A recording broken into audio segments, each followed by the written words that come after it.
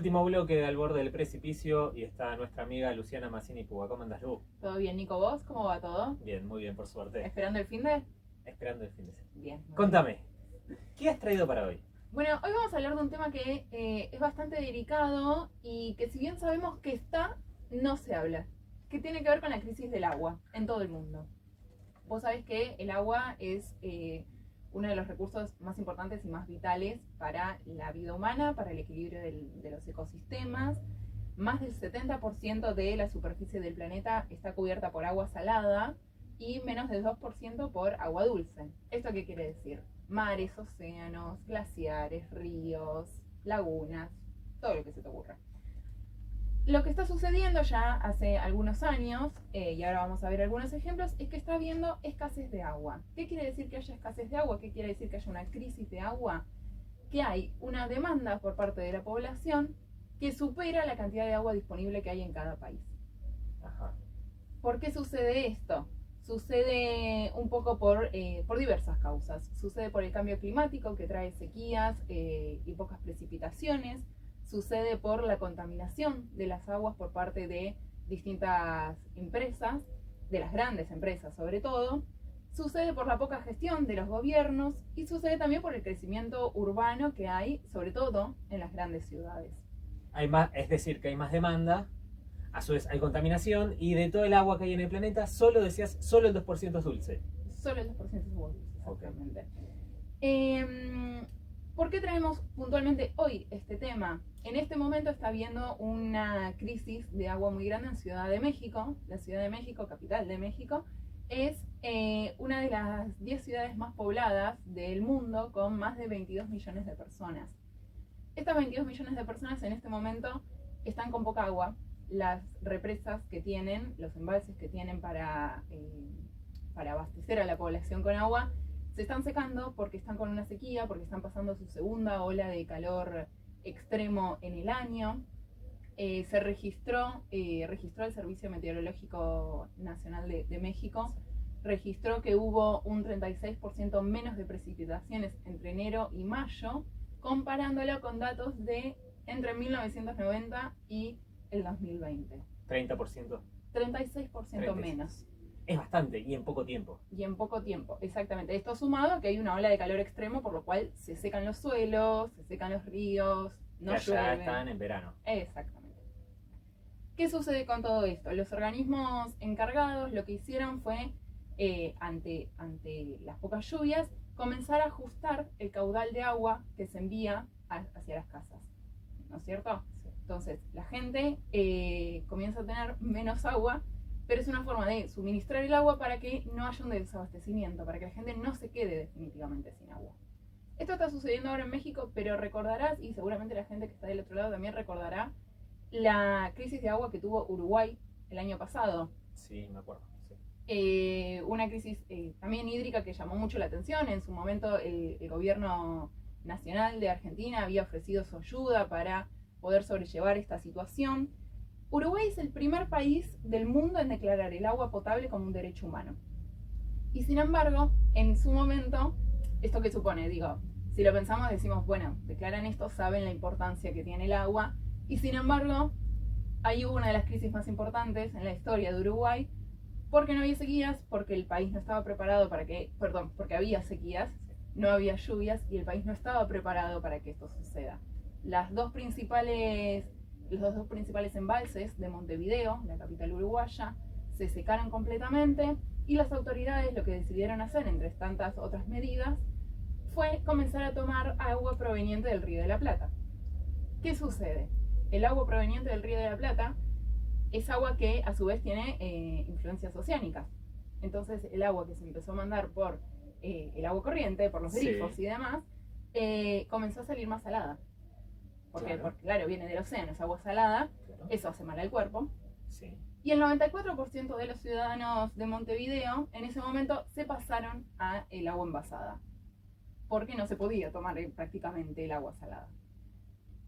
Así como te cuento esos ejemplos, esto es algo que sucede en todo el mundo. Regiones muy afectadas por escasez de agua pueden ser Medio Oriente, África, el sur de Asia, y también lo que conocemos como el primer mundo, por ejemplo, Londres.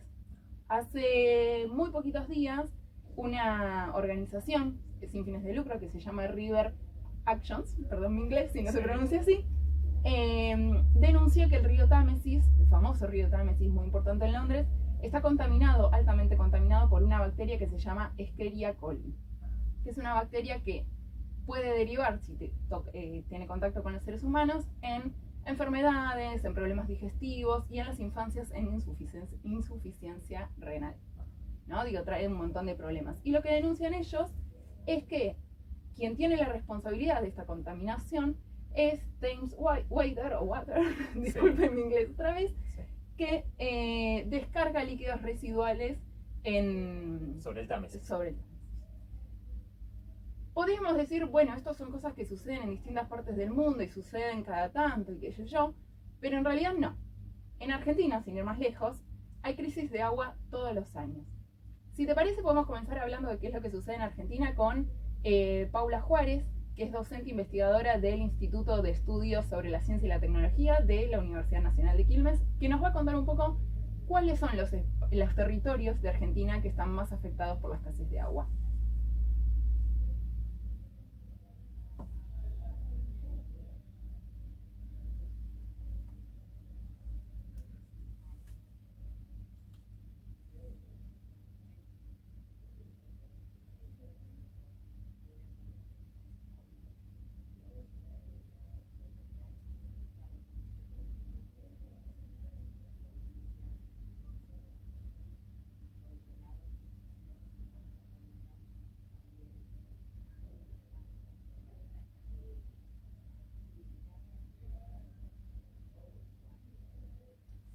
Lo que sucede en Argentina, Nico, es que Argentina no cuenta con una ley nacional del agua, ¿no? Entonces todo lo que tiene que ver con esta problemática queda a merced de cada provincia.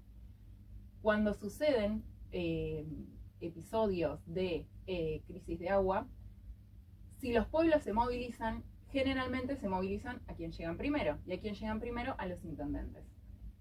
Generalmente quienes se terminan encargando y tomando acciones paliativas como suministrar agua en camiones o a través de cisternas son los intendentes, son los municipios, no las provincias, no el gobierno nacional. No es una problemática de ahora, es una problemática de hace muchos años y es algo que se viene arrastrando. De hecho, perdón, Lu, Mendoza generalmente todos los años se conocen noticias, movilizaciones de distintos poblados, lugares, justamente reclamando el acceso al agua. Exactamente. Cuando hablé con Juárez, lo que ella me decía, por ejemplo, justamente me mencionó Mendoza porque es un caso muy, muy importante. Ella me decía, Mendoza tiene una conciencia por el agua, por el recurso hídrico muy grande. Está muy desarrollada esa conciencia por el valor que tiene. Y desde hace años el gobierno provincial de Mendoza busca eliminar la ley 7722 que regula la minería y protege el recurso hídrico, protege el agua. Si no fuese por la movilización que llevan adelante la población para poder proteger el agua, la historia sería muy distinta a la que hoy conocemos en Mendoza. Lo mismo, si queremos nombrar otro ejemplo, en Chubut hace unos años hubo, y cada tanto sigue habiendo, movilizaciones porque hay megaminería o proyectos de fracking o lo que sea, que contaminan el agua. Y lo que va sucediendo es esto: la población va creciendo, los proyectos van creciendo, nadie cuida el agua, entonces terminamos compitiendo todos por un mismo recurso, que es el agua. Y que el agua se está acabando en el mundo.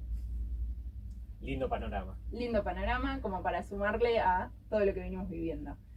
Bien, hay otro audio que me gustaría traerte, si te parece, de Juárez, que nos amplía un poco el panorama sobre Argentina.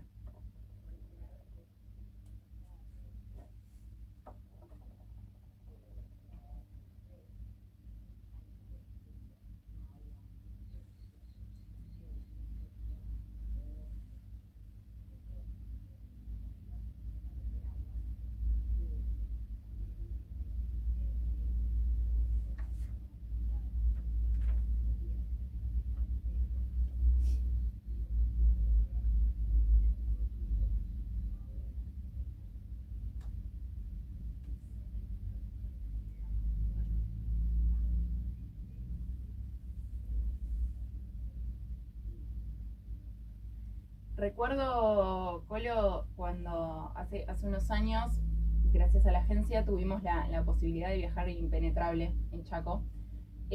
Chaco es una de las provincias que sufre crisis hídrica en determinados momentos del año.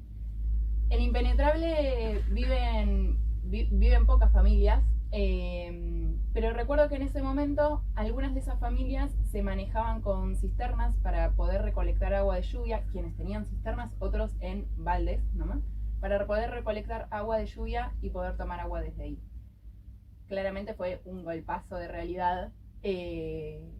Porque pensaba, Lu, ¿qué tanto tenemos naturalizado? Por ejemplo, cuando vamos a la costa de vacaciones y nos bañamos, nos queda el pelo más duro, ¿no? Entonces, bueno, nosotros con Urbano Bonaerense tenemos muy naturalizado el acceso al agua, como si fuese como un derecho, y para otras personas, no tan lejos de acá, es un privilegio casi. Sí, totalmente. Incluso sucede en zonas de más bajos recursos, que constantemente están denunciando, bueno, hoy hay falta de agua, hace 2 semanas hay falta de agua, hace un mes hay falta de agua, y eso no lo solemos ver en los medios, grandes medios de comunicación, ¿no es cierto? Digo, sale una vez cada tanto y es como vos decís, es una problemática que tenemos acá no muy lejos, ¿no es cierto? Digo, así como traemos ese ejemplo, traemos el del impenetrable y podemos mencionar muchísimos más. Entonces, lo que hablábamos con Juárez, porque yo cuando hablaba con ella le decía, bueno, pero esto puede ser motivo de conflicto internacional entre países más adelante si el agua se está acabando. Hay que pensarlo. Y ella decía, sí, pero también puede ser motivo de cooperación, si queremos un panorama más optimista, que vos me decías es pesimista, bueno, traigamos algo más optimista, puede ser motivo de cooperación entre países. Para poder cuidar el agua, porque en definitiva seguimos viviendo, a menos que Elon Musk nos lleve a todo el mundo a otro mundo, seguimos viviendo aquí en el planeta Tierra y tenemos que cuidar el agua, pero va a requerir de decisiones políticas y también de decisiones sociales, de que la población concienticemos todo lo importante que es ese agua que tenemos tan naturalizada, que no todo el mundo tiene ese acceso, y nos movilicemos cuando se atente contra este derecho. Gracias por venir, Lu. Gracias a vos. Hasta ahí la columna Lentes Violetas de nuestra amiga Luciana Massini Puga.